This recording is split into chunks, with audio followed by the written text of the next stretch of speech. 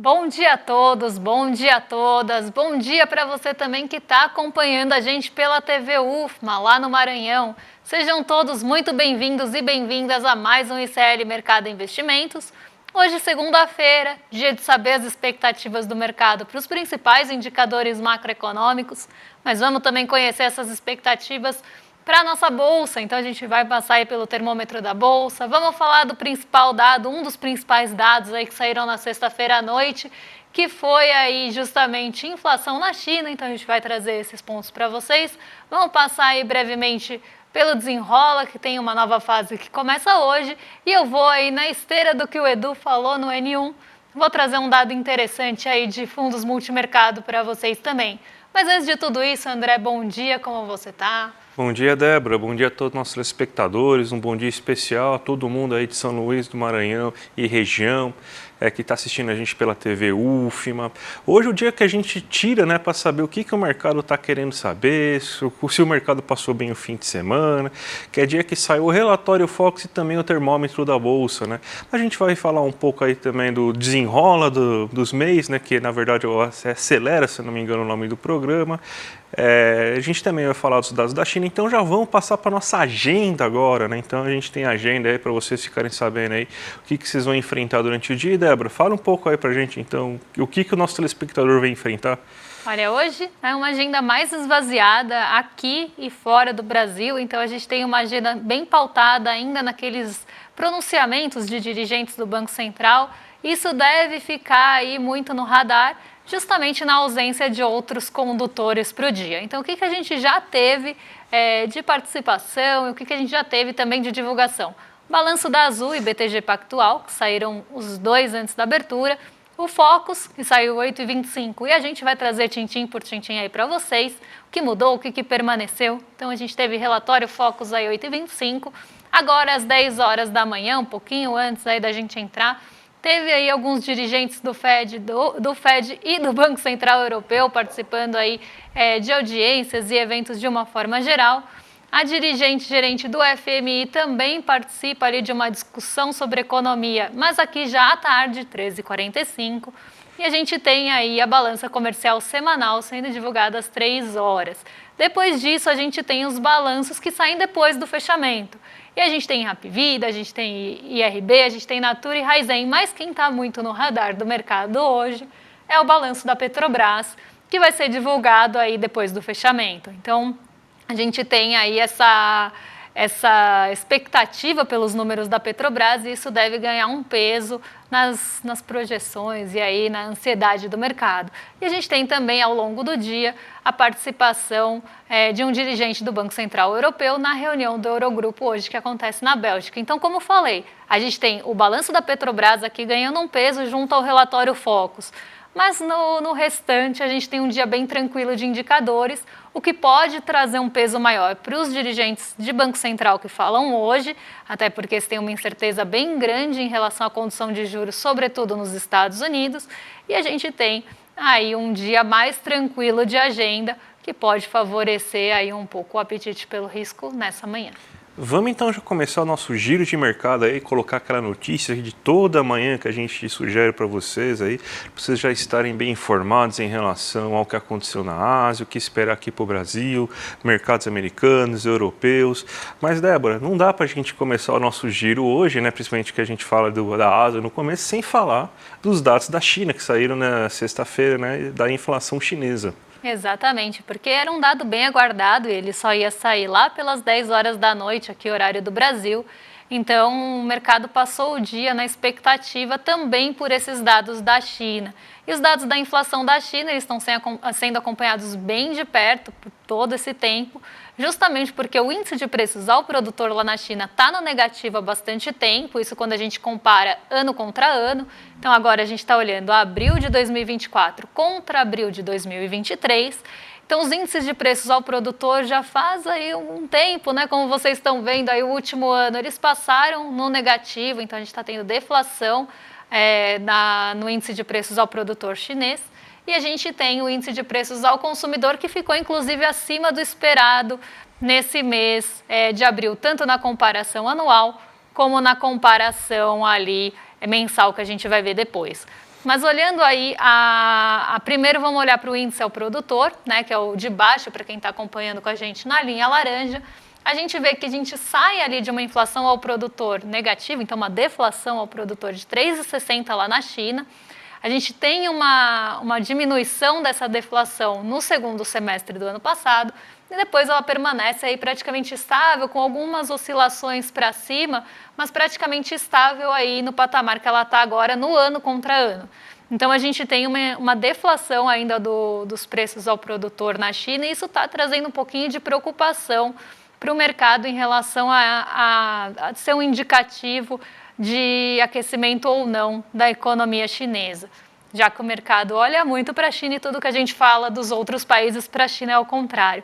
Então lá se quer que os preços subam, justamente para mostrar ali algum aquecimento. Quando a gente olha se a gente olha aí o índice de preços ao consumidor, a gente vê que no ano contra ano a gente teve uma alta de 0,30 nesse mês de abril, então subiu em relação ao ano passado, que a gente tinha ali uma variação em relação ao ano anterior de 0,10.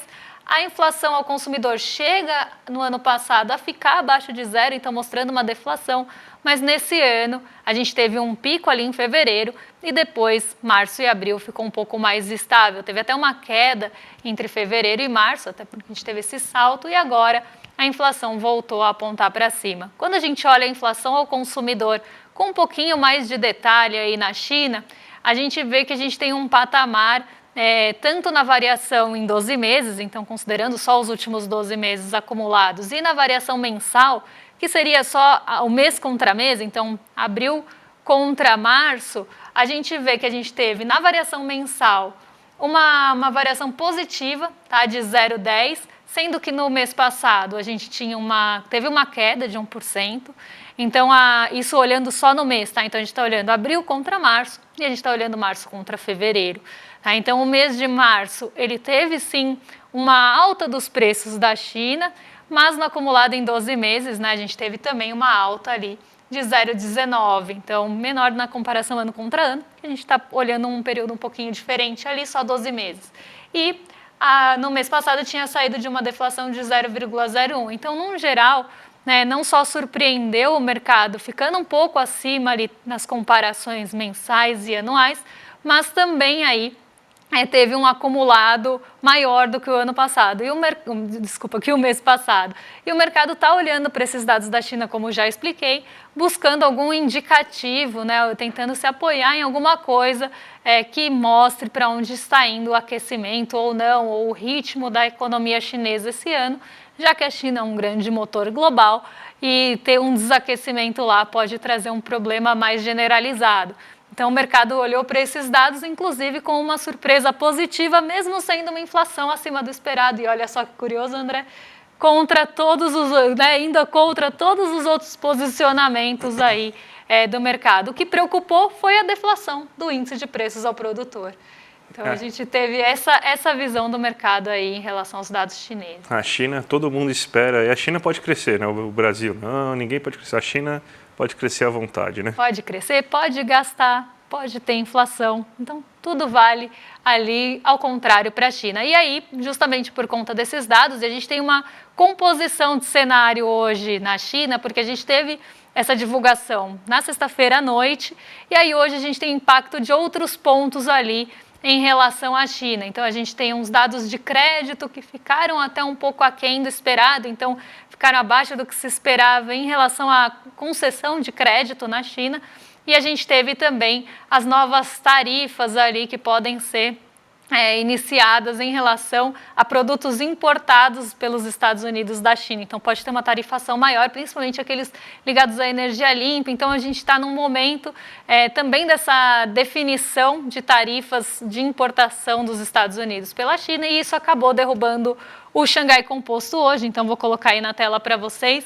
Apesar da surpresa do mercado em relação aos dados da inflação, os outros dados acabaram pesando um pouquinho, e o Xangai Composto ficou no terreno negativo, em queda de 0,20. A gente também viu um movimento um pouco mais negativo em outras bolsas asiáticas, mas elas não foram todas na mesma direção, então não caíram em bloco. Algumas conseguiram ficar assim no terreno positivo, eu vou falar um pouquinho disso na abertura dos mercados, mas quem conseguiu ali ficar no terreno positivo foram as bolsas que estão na expectativa dos dados de inflação que saem essa semana nos Estados Unidos. Lá também saem dados de inflação ao consumidor e inflação ao produtor. E a gente sabe o peso que os dirigentes do Banco Central dos Estados Unidos estão dando para esses dados, justamente para trazer algum sinal de condução de política monetária. E todo dia eles lembram a gente disso, porque todo dia eles falam que tem que perseguir a inflação na meta.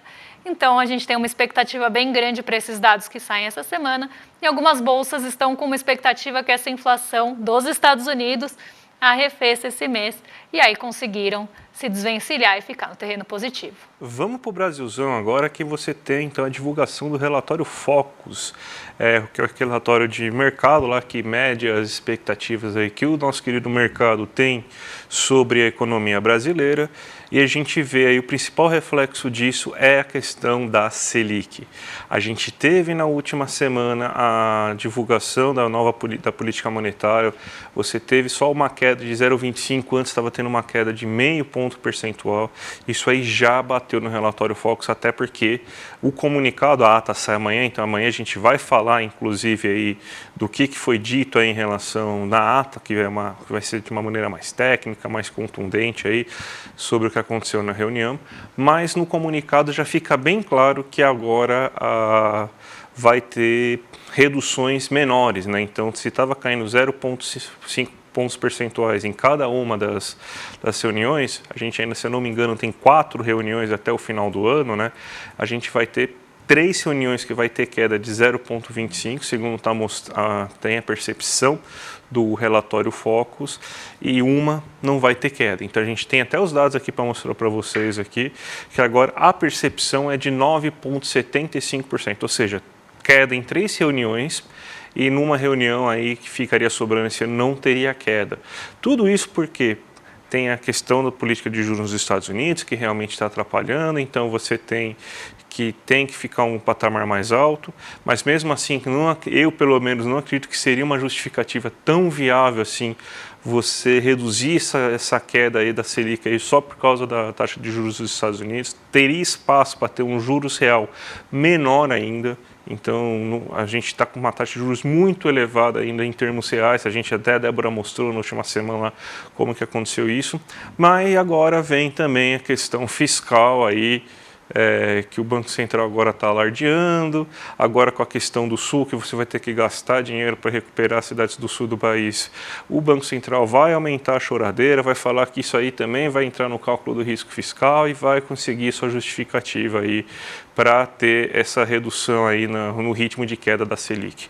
Nos demais índices você não tem grandes mudanças, né? Mudanças até um pouco marginais, mas a gente tem então o PIB cada vez mais próximo daquele que é projetado pelas autoridades oficiais, como por exemplo o IPEA, que é o Instituto de Pesquisas Econômicas, e também no Ministério da Fazenda, que é a previsão de 2,2% de crescimento. A gente está agora, o mercado acreditando no crescimento de 2,09%, 2,1% dá para a gente falar assim. Então, cada vez mais se aproximando, aí, o mercado aumentando seu otimismo com a inflação, o crescimento econômico, e você teve uma leve alta, né? Aconteceu toda aquela tragédia no Sul, isso aí gerou também um risco de aumento a inflação de alimentos, né? A gente falou até do caso do arroz, que foi autorizada a importação, mas agora parece que acharam arroz lá, então não ia precisar das importações nesse momento, né? Mas a gente tem, então, que você teve justamente esse aumento aí, mas mesmo assim ainda tem um cenário de bom crescimento econômico e de inflação controlada. Esse aí é mais ou menos o recado aí, é como que o mercado acordou aí essa semana, Débora? Acordou aí querendo pressionar as taxas de juros para cima, e algo que já vem fazendo, inclusive, pela negociação dos juros futuros. Mas vamos continuar por aqui, porque a gente tem a notícia que hoje começa, né? Então vamos trazer aí esse início para vocês, porque hoje começa o Desenrola, né? Como está sendo chamado, mas ele faz parte do programa Acredita, que não é só ali o Desenrola, mas tem outros ali impulsos, né? Vindo pelo Acredita. Então a gente tem outras medidas sendo tomadas ali como forma de incentivar né, até o microempreendedorismo, as pequenas empresas aqui no Brasil com créditos e outras questões, mas hoje começa aí o Desenrola para MEI, micro e pequenas empresas. Então, a partir de hoje, segunda-feira, a gente tem aí essa renegociação das dívidas também das MEIs, pequenas e microempresas no Brasil. Então, a gente já tem esse programa, né, teve esse programa da pessoa física e agora, né, com a finalidade de incentivar o empreendedorismo, a gente tem o programa Acredita e o Desenrola para MEIs, micro e pequenas empresas. Tem que falar isso todas as vezes, né? Mas vamos pensar aí, das MEIs e empresas menores vão entrar também no Desenrola. Então, um ponto positivo aí nessa segunda-feira para a gente trazer para vocês o início desse programa aí que faz parte do Acredita. É bem importante, né? Já teve a parte lá do CPF, na pessoa física, né? Que poderia ter uma adesão melhor, né? Mas ajudou a vida de muita gente. E o pequeno empresariado também está precisando de uma medida como essa. Eu falei acelera, mas Acredita o nome do programa. Peço perdão aí pelo erro, né? Mas então, uma medida importante aí, mais uma medida aí para você tentar aí reduzir o endividamento do brasileiro para que possa ser gasto o seu dinheiro aí no crescimento da economia. E Débora, você tem informações agora em relação aos fundos os fundos imobiliários, né? Então, você montou inclusive aí dados aí na Ambima, com dados da Ambima, aí, algumas informações aí que o Edu já tinha tratado hoje cedo. Você pode detalhar melhor para a gente? Hoje a gente viu, né, como é que os fundos de uma asset, né, de uma gestora específica perderam para o CDI, como isso deixou o gestor principal dessa asset um pouco desacreditado do governo, como ele está dizendo, né? Mas ele estava aí muito bravo porque não consegue bater o CDI há muito tempo. Mas isso a gente vê de uma forma geral entre os fundos multimercado aqui no Brasil. E a gente precisa lembrar de alguns pontos, né? Todo o peso ali, como o Edu explicou muito bem de manhã, foi colocado no governo federal e naquela mudança, até quando isso aconteceu, eu trouxe alguns dias, né? A mudança da meta do déficit, na verdade do superávit, né, que se esperava para 2025 e 2026, a gente teve redução desse superávit fiscal, então uma redução entre ali o que se ganha e o que se gasta, vamos pensar assim, o que se arrecada e o que se gasta na questão ali de 2026 e em 2025, que esses dados vão se igualar, então que a gente vai ter déficit zero e não mais superávit. Essa mudança veio lá na LDO, que foi divulgada há um tempo atrás. Depois disso, o mercado ficou muito descontente com essa mudança, voltou a falar do risco fiscal, então a gente até trouxe ali aquela tabelinha há um tempo atrás, mostrando para onde, o que era esperado, o que mudou, e a gente explicou aí, né, que muito disso é um peso dado pelo mercado para esse tipo de dado, que muitas vezes não vai ter ali um impacto tão grande em outras esferas que não o mercado fiscalista que olha para isso. Mas a gente tem um outro ponto que a gente tem que lembrar, que aconteceu em abril, né? Para quem acompanha a gente teve ali uma alta bem grande dos rendimentos dos títulos de dívida dos Estados Unidos. Então, a nossa curva de juros não só subiu por esse olhar fiscalista do mercado, mas em resposta também ao aumento da curva de juros dos Estados Unidos, que dia após dia ali, conforme os dados foram sendo divulgados em abril, voltaram ali a falar que talvez nem tivesse corte de juros nos Estados Unidos esse ano. E isso acabou refletindo na nossa curva aqui. O que acontece, gente? O que eu sempre conto para vocês que acontece quando a gente tem uma expectativa de juros mais altos? A gente tem uma diminuição de apetite pelo risco. E para onde vai esse dinheiro quando a gente tem uma diminuição de apetite pelo risco? Normalmente vai buscar segurança na renda fixa. Então, o que a gente está vendo aqui? Um cenário de juros ainda altos no Brasil, né? Porque por mais que a gente esteja tendo cortes, como o André falou e eu falei na semana passada, a nossa taxa de juros real ainda é alta. Então, a gente tem aí um ponto bem importante, que é a captação. O que é isso, tá? A captação líquida é tudo que entra e tudo que sai dos fundos. Então, tudo que aplicam e tudo que resgatam dos fundos de investimento. Quando a gente olha no mês de abril, né, que essa captação aqui, laranjinha que vocês estão vendo, a captação foi de quase 17 bilhões na renda fixa e nos 12 meses 140 e 151 de janeiro a abril, tá? Porque esses dados fecharam agora, são referentes ao mês passado. Quando a gente olha os multimercados, que é justamente aquele dado que o Edu estava falando de manhã de uma asset específica, a gente vê que nos 12 meses a captação está muito negativa, então saiu mais dinheiro que entrou, está 171 bilhões, 41 no ano, então de janeiro a abril, e quando a gente olha o mês, 12 bilhões aí negativos. Então saiu muito mais dinheiro do que entrou, porque esse dinheiro já está buscando a segurança na renda fixa. E esse cenário aqui também reforça aquele posicionamento do gestor em relação ao governo, né? Então, ele está perdendo dinheiro nessa brincadeira aqui, está saindo dinheiro do fundo dele. Então, ele precisa realmente achar um culpado. E aí, ele preferiu culpar o governo federal e mostrar decepção do que assumir o BO aí de falar que errou na gestão e talvez não estivesse tão preparado para uma alta das treasuries como a gente teve aí no mês passado e que isso poderia refletir na nossa curva de juros. Vamos para a abertura de mercado agora. A gente tinha o termômetro, a gente passa o termômetro amanhã, aí, dívida que a gente vai ficar com vocês, mas já vamos então para saber o que está acontecendo. O Ibovespa subindo aí, né? Exatamente. Hoje o Ibovespa sobe em um dia, como falei, mais de agenda vazia. Então, a gente não tem um peso de algum dado específico que vai sair nessa segunda, mas a gente tem dados importantes que saem na semana. Então, o que a gente está vendo aqui? As treasuries, que são justamente o que eu estava falando agora, rendimentos dos títulos de dívida dos Estados Unidos continuam em queda. Eles já estavam ali dando uma trégua na semana passada, hoje continuam em queda. E a gente não tem nenhum dado que pressione a nossa taxa de juros para cima, além do relatório Focus, que já mostrou aí para o que veio, né? Então, a gente não tem nenhum outro dado que o mercado vai usar de justificativa para jogar os juros futuros para cima. Dados locais aqui. Então, o que a gente tem? O comportamento do rendimento dos títulos de dívida dos Estados Unidos e o nosso comportamento de juros aqui está muito semelhante. E os dois estão caindo juntos, porque justamente não tem nada local que possa jogar esses rendimentos para cima. O dólar cai também, né? Não só porque nossa bolsa sobe, mas porque a gente tem esse rendimento dos títulos de dívida dos Estados Unidos retraindo. Com isso, o dinheiro vai buscar um apetite, né? O recurso vai buscar um risco maior para ganhar. Então, ele vai, inclusive, buscar mercados emergentes. E aí a gente tem essa queda no dólar, mas que ainda está ali em patamares mais altos de R$ 5,14.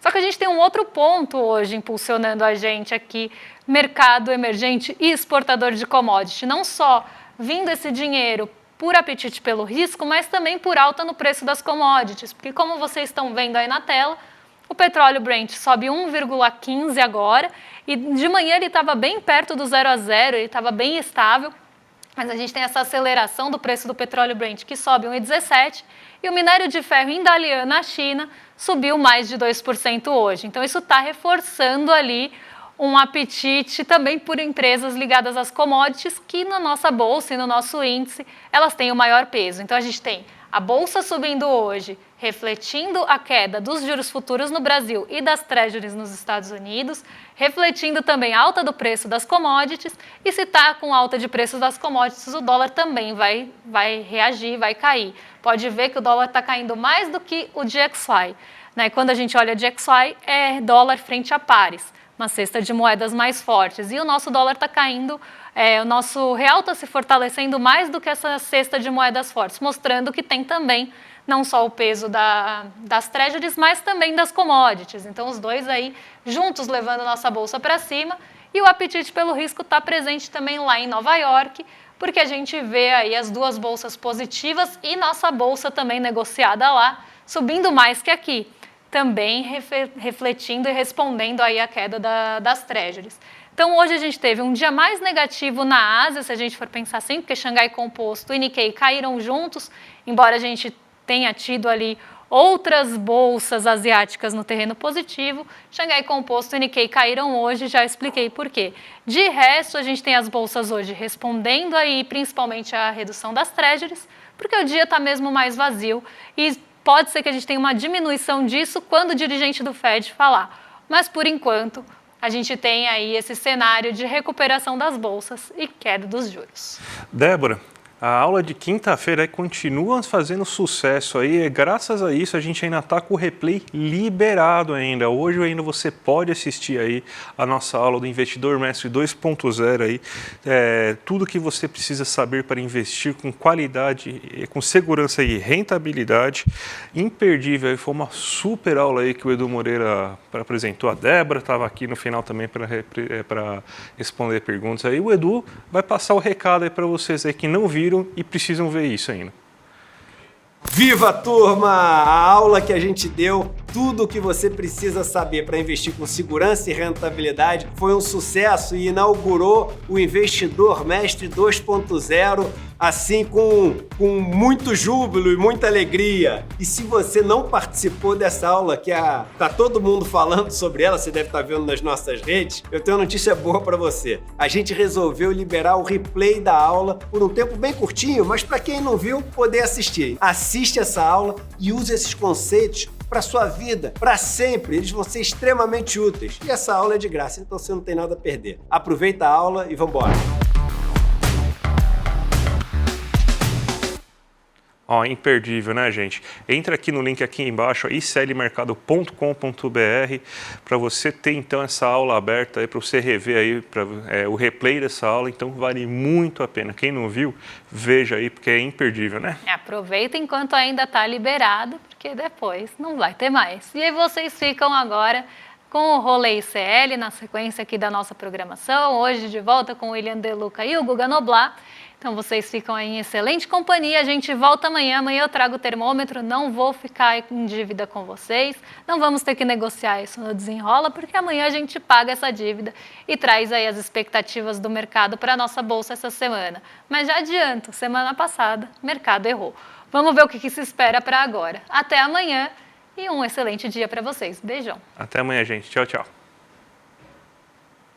Viva, turma! A aula que a gente deu, tudo o que você precisa saber para investir com segurança e rentabilidade, foi um sucesso e inaugurou o Investidor Mestre 2.0, assim com muito júbilo e muita alegria. E se você não participou dessa aula, que tá todo mundo falando sobre ela, você deve estar vendo nas nossas redes, eu tenho uma notícia boa para você. A gente resolveu liberar o replay da aula por um tempo bem curtinho, mas para quem não viu, poder assistir. Então clica no link que está aqui, assiste essa aula e use esses conceitos para sua vida, para sempre. Eles vão ser extremamente úteis. E essa aula é de graça, então você não tem nada a perder. Aproveita a aula e vamos embora.